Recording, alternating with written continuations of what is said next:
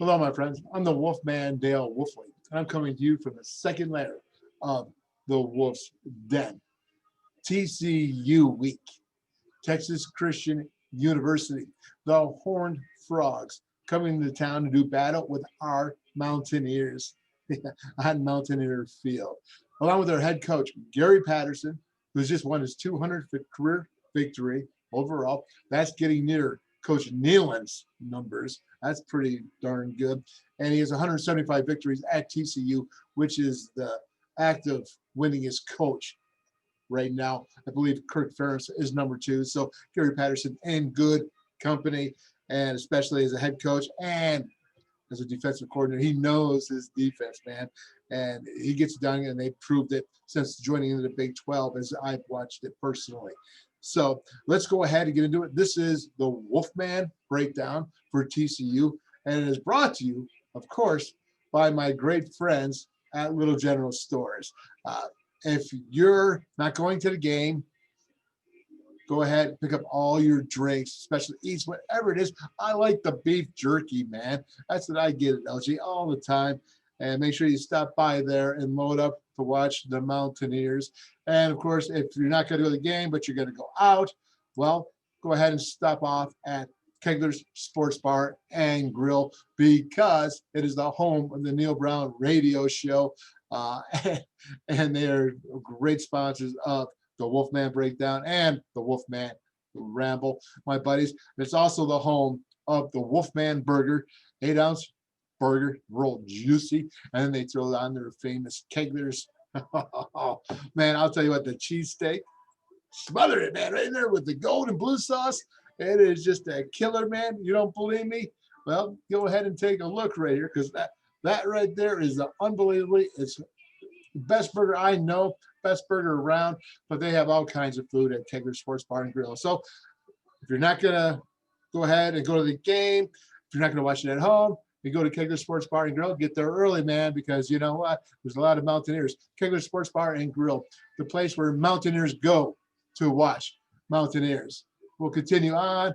Oh, look at that picture. Who's Darth Vader right there? Oh, sorry. I don't know how that got in there. Just having a little bit of fun. That's the Wolfman. That was back in, man, that's Darth Vader. That must be 1989. But anyways, let's continue on and get this breakdown going. The TCU Horned Frogs. Now, this stat here is by my good buddy, Mike Montoro. He's Director of Sports Information for Football, SID. And there's a stat. I don't know where he comes up with these stats. You tell me. But here, when you see the stat, WVU is 12-6 in games played on November 14th, including 7-2 at home. The last time WVU played on November 14th was at home against Texas in 2015. The WVU had a win 38-20. Now, I want to know is who the heck looks at these stats and checks them out. What's he doing at night, man? Is he like at 1 o'clock in the morning? I wonder how many times they've won on November 14th. I don't know, man. That's crazy. Great job, Big Red. I mean, you're something else. Let's go ahead and look at this stat right here. West Virginia is the only Power 5 school in the nation to be ranked in the top 20 in rush defense, pass defense, total defense, scoring defense, and picks, interceptions. Pretty darn good. Then you got Clemson in there with West Virginia, the only 2 Power 5 schools ranked in the top 25 in 7 different defensive categories, including 3 in the top 10, baby. Yeah, I like that. Here's a stat I really like. WVU is 91-14 since 2002 when winning the turnover battle.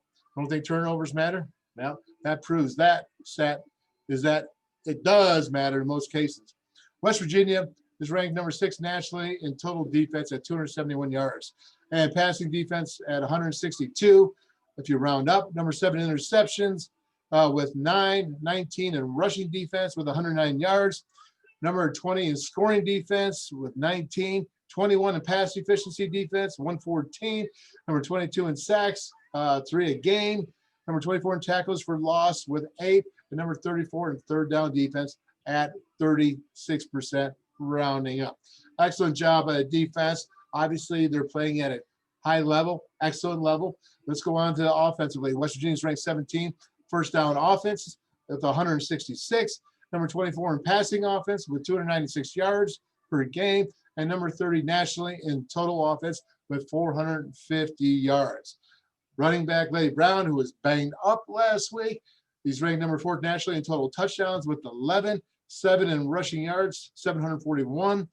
He's number 9 in total points with 66, 11, number 11 in rushing touchdowns with 9, and number 22 in rushing yards per game at 106. Big deal. Hey, bad Larry Brown, you know he's getting down into it, man, and he's going to be ready to go. I think he is. I really hope so. I know the Mountaineers really, really need him. If not, then Alex Sinkfield will have to step up and do the job, who's more than capable. Quarterback Jared Deggy, he's ranked number 7 nationally in completions per game at 26. He's 9 in passing yards with 2,007. Number 20 in passing yards per game at 287. 24 in passing TDs. He's got 11. 32 in completion percentage with 65%. And number 36 in total offense with 280 yards. That's pretty good. Let's take a look here quickly at the all-time series. WVU leads 5-4. There's been 8 years, so they're 4-4 in the Big 12. In Morgantown, they're tied at 2-2. In Fort Worth, 2-2. At Neutral Site, which is my brother Ronnie, that goes back to the 1984. Right there, the Blue Bonnet Bowl. That was played in Houston in the Astrodome, man. That goes back, my big bro Ronnie. So the last meeting, of course, last year was 2019. WVU won 20-17, and it was a tough game. That was not decided till later on, and then you see Patterson, and then TCU, and Brown, all that good stuff. Whatever. So quarterback Drayshawn Miller is number 3 in the Big 12 and 35 nationally. Passes defended, he's averaging about 1 pass per game, which is a big deal. The Mountaineers had 7 pass breakups last game against Texas. Big numbers, 7 PBUs. That means that these defenders, our secondary, are going after the ball, making plays. You got to like it, man. You got to. That's why you see the stats on the defense. So very good. Let's go ahead and here now, and let's take a look at WVU versus TCU so far this season, what they've done. West Virginia is scoring 30 points per game and allowing 19 points. Now, if you flip that over from last year, you would see that West Virginia was scoring 20 points and giving up 29 points or 30 points. So again, 10 points more on offense, 10 points less on defense. You think they're getting better? I think they're getting better. TCU, now here's the interesting. Their offense is scoring 27 points per game on average, and their opponents are scoring 27 points per game as well. They're 3-3. Go figure, right? Guess sometimes numbers do actually work out. When you look here at the passing offense, it's easy to see that West Virginia is averaging, like I said before, 296. They're only giving up 162. TCU is averaging 212 yards of offense and giving up 222. That's not bad. Now we go to the rushing. West Virginia is averaging 154 yards and giving up 109. Where TCU, with Max Duggan, the quarterback, who we'll get into, is putting out a lot of yards. Their leading rusher, they're averaging 185 yards and giving up 142. Total offense, West Virginia is 450. Obviously, we already said 271, which is 6th nationally in defense. TCU is averaging 396 yards and giving up 365 yards per game. So, again, you can see the numbers. TCU is averaging 4 yards per rush on offense, and they're averaging 4 yards per rush giving up on defense. 3-3, yeah, it kind of makes sense, the numbers for sure. Sacks by yards, there you got the Mountaineers 21 for 117 total yards. They've given up 13 sacks for 98 yards. TCU is 15. They've gotten 15 sacks for 107 and given up 19 for 125. When you look at the red zone scoring, Mountaineers are 28-31, much better, 90%, 82% in the defense. When you look at the touchdown numbers, it's way up from last year. And then you look at the red zone scoring here for TCU. They are 17 out of 20 attempts in the red zone, 20, and they're 85%. But when you look at their touchdowns, they're 55%. They are 11 for 20 in the red zone for scoring touchdowns. They're giving up 15 of 18, 83% there on the defense in the red zone. So when you look at those are the numbers. This is going to be a good game. Obviously, TCU is well matched. They're playing better. than they did originally. They did beat Texas, so I mean they had some quality wins to them for sure. And when we go ahead and we look at this, let's go ahead now and break down the offense for TCU, because I think it's important that we look at the personnel quickly. Max Duggan, he's a quarterback. He's a sophomore. He's number 15. When you look at him for in the running, he's averaging 4 yards per carry. Now, that's not the highest that they have per carry, but he has 80 rushing attempts, and he has 329 total yards. He is the leading rusher on the team altogether. He has 6 rushing TDs. He's averaging about 55 yards per game. Now, throwing the ball, he has 1,113 yards. It's about 185 yards per game, and he's at 65% completion percentage.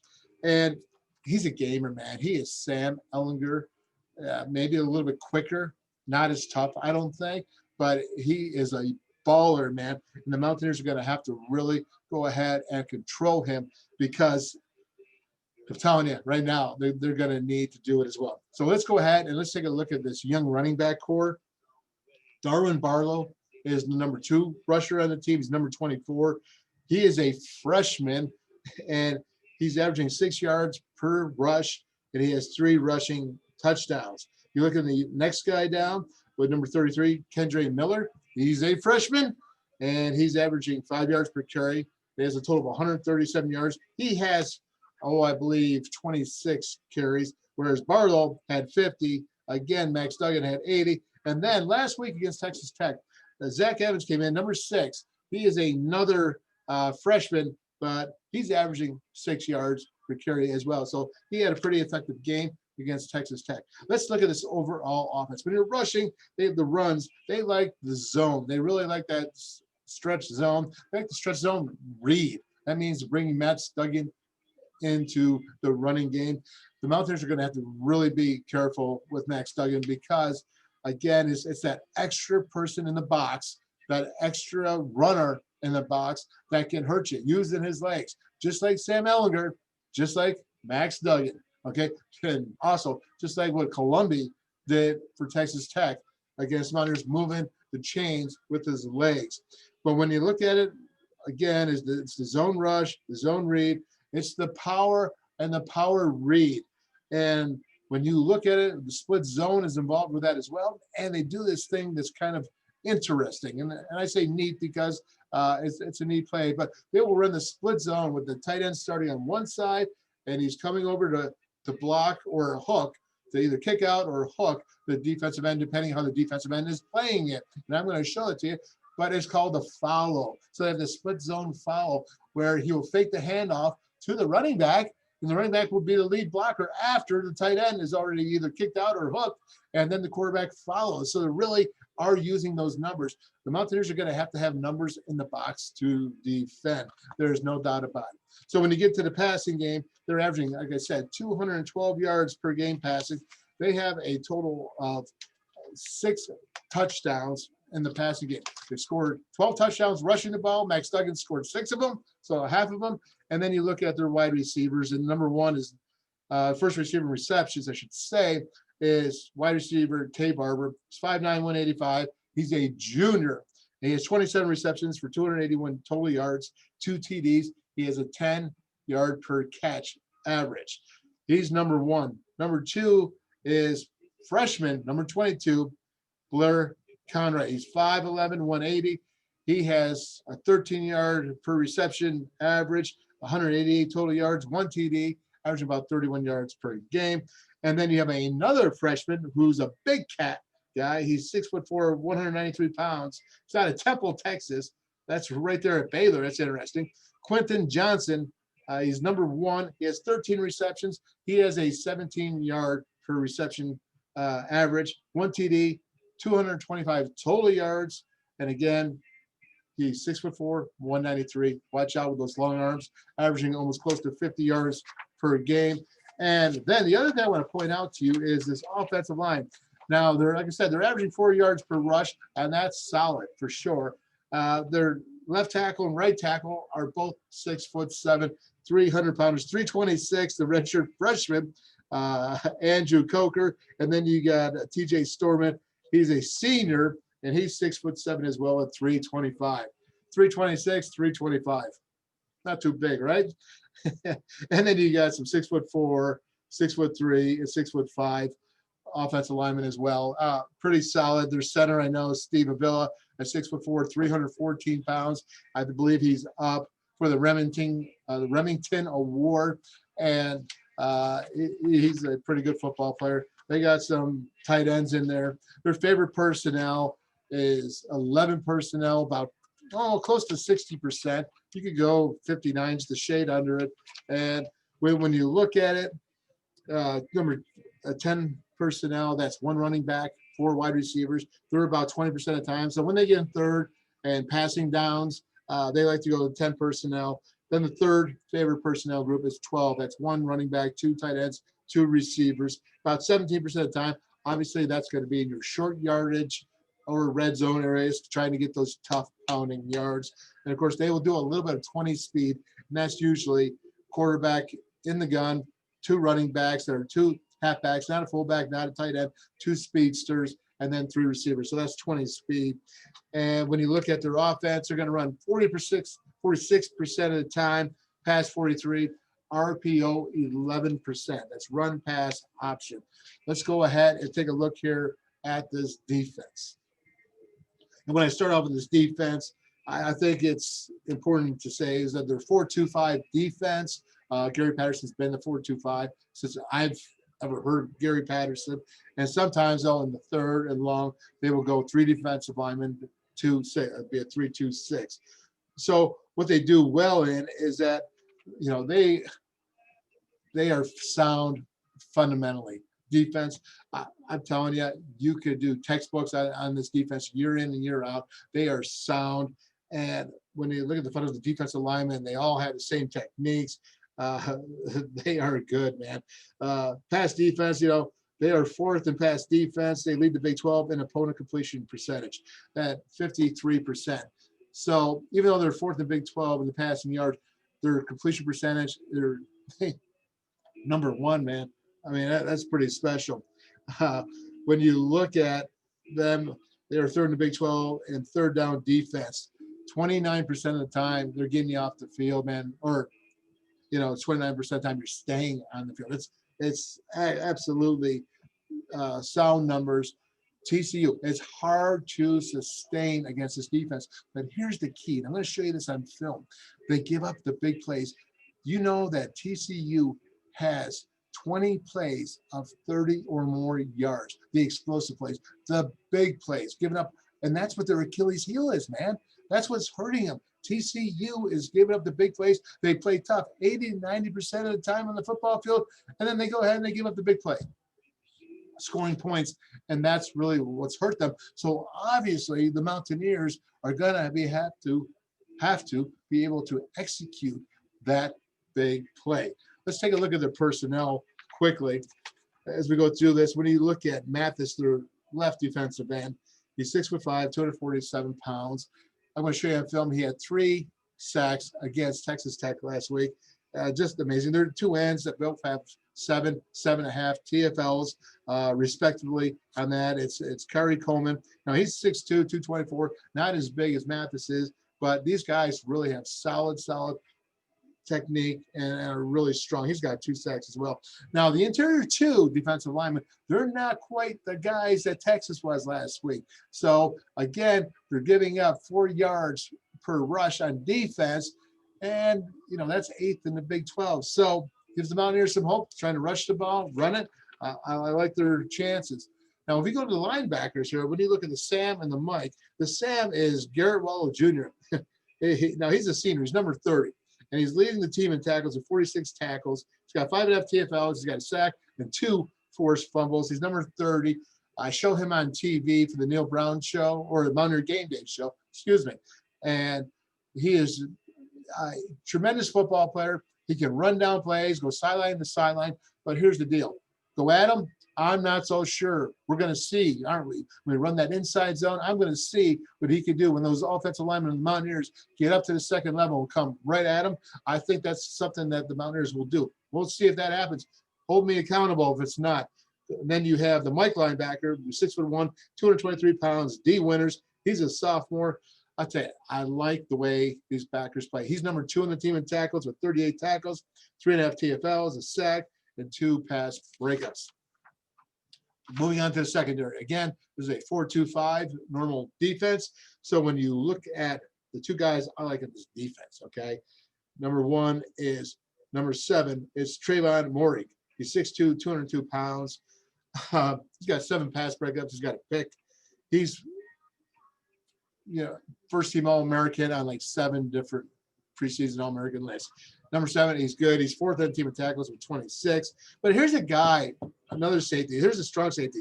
Trayvon is the free safety, strong safety here, number 20. It's the Kendrick Van Zandt. Now, the Kendrick Van Zandt, he's got a nose for the ball. I mean, he just gets after it. He's 3rd on the team in tackles with 30. He's got 3.5 TFLs. He has 2 picks and a fumble recovery. He likes to touch the ball. And he's got 4 PBUs, man, 4 pass breakups.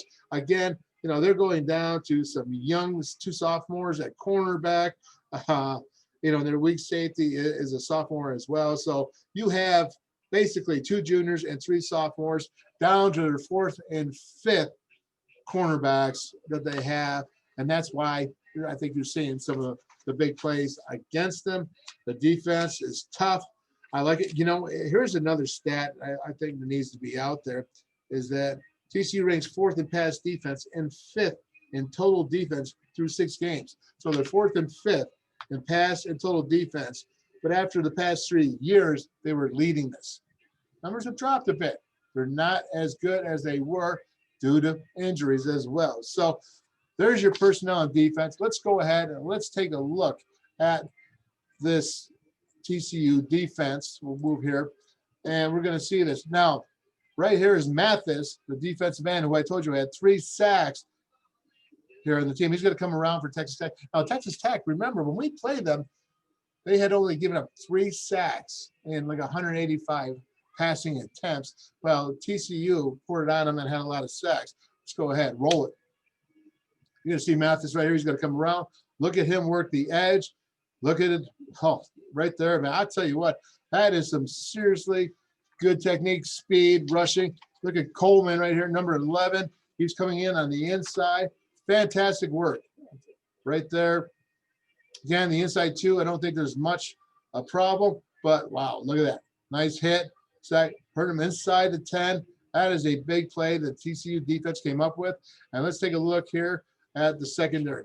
Again, you're going to see the TCU, they are in what? Cover 4 here. So you look at this, quarters, and quarters. They like man matchups, personnel matchups. And you can see it here. They are the best at cover 4 overall, usually. And again, who's covered? They're all covered right there. That's a solid job by TCU. Let's take a look here. Our guy here, he's got to come off the ball. Excellent job. Look at the burst coming off. Yeah. Look at nice hand. Look at that hand right there. Just sticks it in them. It controls the offensive lineman, makes the big play. They're excited.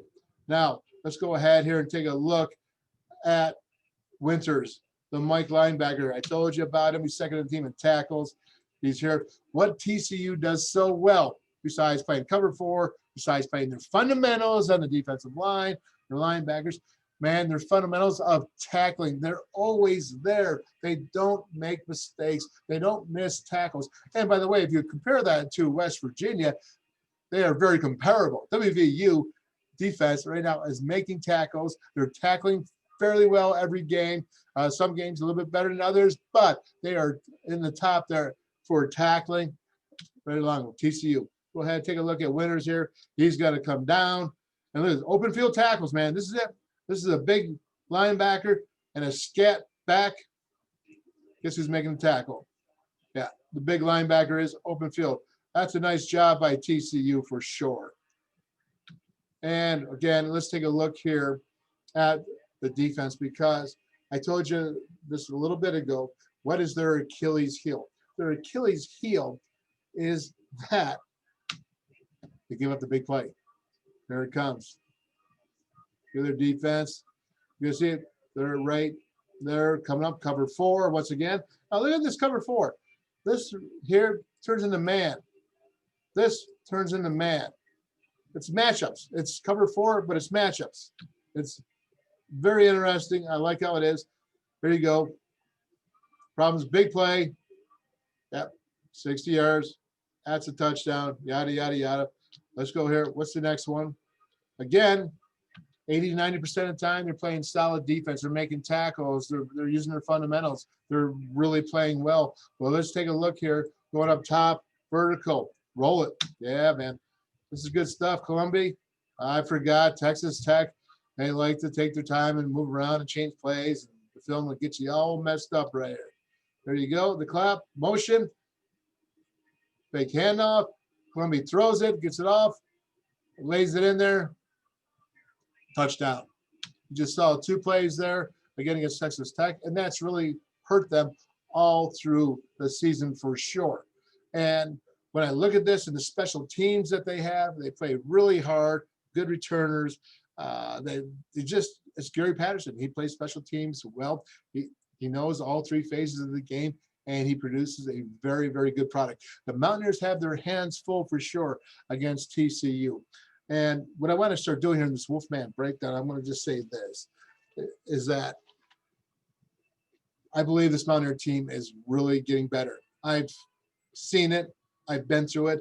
You know, you look at what Matt Rule, the head coach of Baylor, when he was there at Baylor, now he's in the NFL. But when you think about him, you know, 3 years, his first year, he started out 1-11.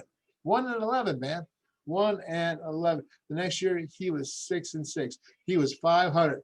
So big jump, right? But boy, I tell you, they lost some games, didn't they? 6-6, 500. And then last year's 3rd year, they were in the Big 12 championship game.